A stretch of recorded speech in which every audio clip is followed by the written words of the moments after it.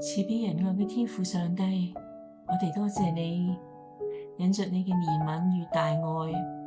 你賜下你嘅獨生愛子耶穌基督嚟到呢個世間，替我哋承擔罪嘅刑罰，被釘喺十字架上，俾我哋有自由同埋豐盛嘅生命，時時都有喜樂。雖然貧窮，但係靈裏邊富足。雖然我哋身體軟弱，但係靠着主，我哋就剛強。